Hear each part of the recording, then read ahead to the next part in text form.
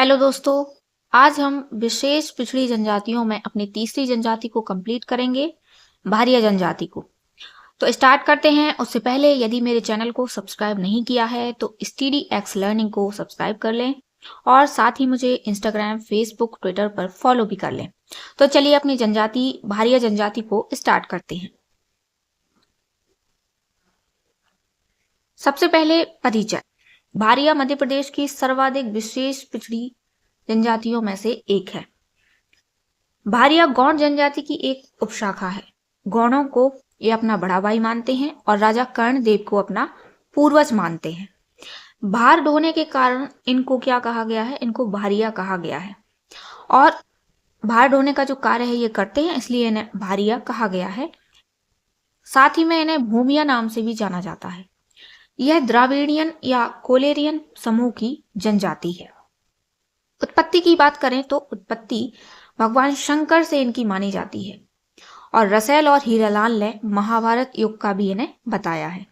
इसके बाद मूल निवास की बात करें तो हीरालाल और रसेल ने महोबा व बांधवगढ़ बताया मूल निवास इनका। उपजातियों या गोत्र की बात करें तो भूमिया, भुइयार, पंडो इनकी प्रमुख उपजातियां हैं। जनसंख्या की बात करें तो 1,93,230 जनसंख्या है इनकी, जिसमें से पातालकोट कहाँ है? छिंदवाड़ा में है। तो पातालकोट में जो भारिया रहते हैं उनकी संख्या है 4,824, जिसमें से महिलाएं हैं 2,458 और पुरुष हैं 2,366। यानी कि जो पातालकोट में जनसंख्या है वो है इतनी 4,824, जिसमें से महिलाएं हैं 2,458 और पुरुष हैं 2,366। तो ये आपको याद रखना है। इसके बाद पातालकोट की भारिया जनजाति को जंगलियों के जंगली कहा गया है 1981 में। इसके बाद पातालकोट जाने वाले भारत के राष्ट्रपति थे राजेंद्र प्रसाद। 1950 में 1950 में ये गए थे। ये पॉइंट आपको याद रखना है, पूछा जा सकता है।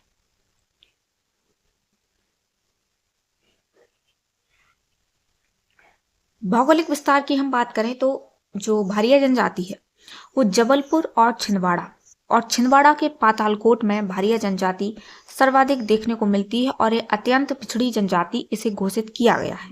तो आप देख सकते हैं मैप में भी ये वाला रीजन और ये वाला यहाँ पर जो है देखने को मिलती है भारिया जनजाति। भारिया जनजाति बहुल क्षेत्र है। इसके बाद हम आगे बात करें सामाजिक संगठन की, तो स्त्री पुरुष का इनके समाज में बराबर दर्जा प्राप्त होता है। स्त्री को यानी कि पुरुष के बराबर दर्जा प्राप्त होता है। पंचायत के पंचों में पटेल, भूमका, पड़िहार, कोटवार गांव का वरिष्ठ व्यक्ति इसमें शामिल होते हैं। यानी कि जो पंच होते हैं पंचायत के, उनमें पटेल, भूमका, पड़िहार, कोटवार और गांव का वरिष्ठ व्यक्ति ये सारे पंचों में शामिल होते हैं। पटेल की बात करें तो वो गांव का मुखिया होता है। भूमका पंचायत का दूसरा व्यक्ति और गुनिया जड़ी बूटी का जानकार होता है। इसके बाद गांव और आवास की बात करें तो भारिया जिस स्थान पर रहते हैं उसे ढाना कहते हैं। प्रत्येक गांव में मेघनाथ खम्भ, भीमसेन, मृतक चौतरा अनिवार्य रूप से होता है। खान पान की बात करें तो शाकाहारी और मांसाहारी दोनों होते हैं। मुख्य भोजन इनका पेज है और महुआ आम की रोटी ये बरसात के मौसम में बनाकर खाते हैं। भोजन में इनका एक ठेठरा शामिल है जो कि एक तरह की मीठी रोटी होती है। तो ये लोग वो त्योहार के समय बनाते हैं। वस्त्र और आभूषण की बात करें तो पुरुष धोती कुर्ता पहनते हैं और स्त्रियां लाल रंग की सेंदरी साड़ी, अंगिया या पोलका। पुरुष कान में चांदी की मुर्की, कमर में करदौना और हाथ में चूड़ा पहनते हैं। स्त्रियां कान में करनफूल और बारी, गले में पोत, सरिया, हमेल एक तरह का हार है, भुजा पर बाकड़ा, पैर की अंगुलियों में मुद्दी, ये सारे पहनते हैं ये। इसके बाद भारिया में चूड़ा प्रथा प्रचलित है।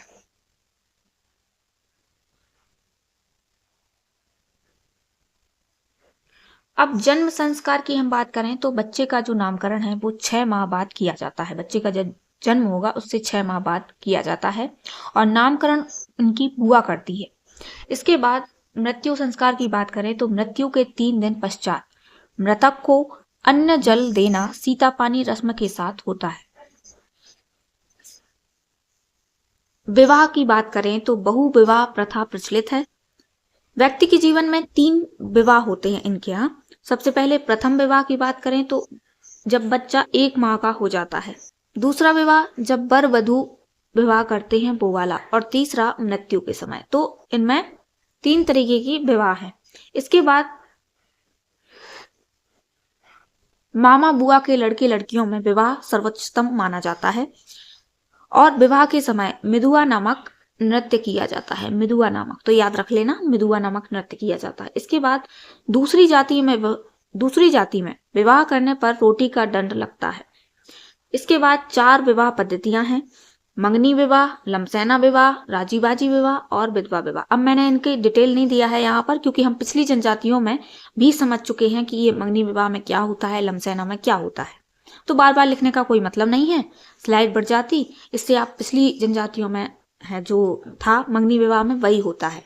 और आप भी ऐसे करना कि जब नोट्स बनाएं तो आपको बार बार मंगनी विवाह में पूरा डिस्क्रिप्शन लिखने की जरूरत नहीं है। जिस जनजाति में सेम यदि पढ़ रहा है, एक बार आप लिख लेना कि मंगनी विवाह, लमसैना विवाह, राजी बाजी विवाह में क्या होता है, और फिर आप सीधा नाम लिख सकते हैं कि जैसे मैंने लिख दिया, मंगनी विवाह, लमसैना, राजी बाजी, विधवा विवाह। बार बार लिखने की डिस्क्रिप्शन जरूरत नहीं। आगे बढ़ते हैं हम। अब गुदना कला। गुदना कला की बात करें तो जो गुदना गोदने का कार्य है वो ओझा महिलाएं करती हैं, और मस्तक पर भौहों के मध्य एक ऐसा, ये मुझे मिला नहीं, अड़ा आदड़ा और का ये आकार का गुदना ये लोग गुदवाती हैं, और जिसे चूल्हा कहते हैं। इसके बाद भित्ति चित्र की बात करें तो डोरा या नौडोरा प्रथा प्रचलित है। इसके बाद पर्व और त्योहार की बात करें तो बिद्री पूजा जेठ माह में, और नवाखानी भादौ माह में, और जवारे ये नवरात्रि के समय। नृत्य की बात करें तो सबसे पहले भड़म नृत्य। इसका भड़म नृत्य का अन्य नाम है गुन्नू, गुन्नूसाही, भड़नी, भरनौटी और भंगम। ये इन भड़म नृत्य के अन्य नाम हैं। यह विवाह के अवसर पर किया जाता है। भड़म नृत्य सर्वाधिक प्रिय नृत्य है। कोरकुओं का जो थापटी नृत्य है उससे मिलता जुलता है। नृत्य में 10 ढोल 20 टिमकी का प्रयोग करते हैं। विशेष रूप से पातालकोट में ये किया जाता है, और इसमें झांझ, ढोल, टिमकी प्रमुख वाद्य यंत्र हैं।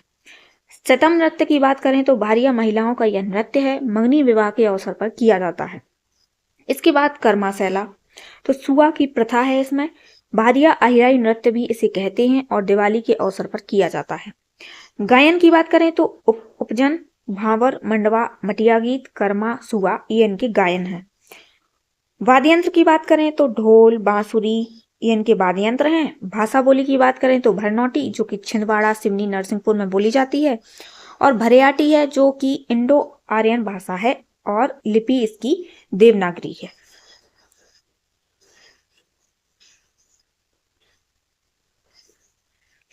धार्मिक मान्यताएं क्या हैं तो हिंदू धर्म है इनका, और साज वृक्ष की जड़ों की ये पूजा करते हैं। बड़ा देव पर बकरे की बलि और शराब चढ़ाते हैं।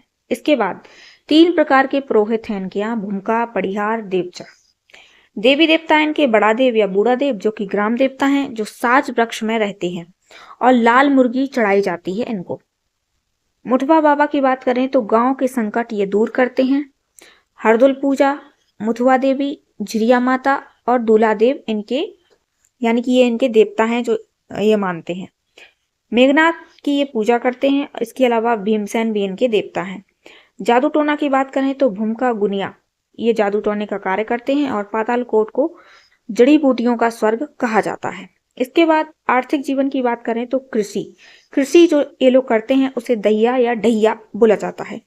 वनोपज, इसके अलावा कृषि के अलावा ये वनोपज संग्रहण का कार्य करते हैं, आखिर करते हैं, पशुपालन करते हैं, और कुल्हाड़ी जो है इनका प्रमुख हथियार है।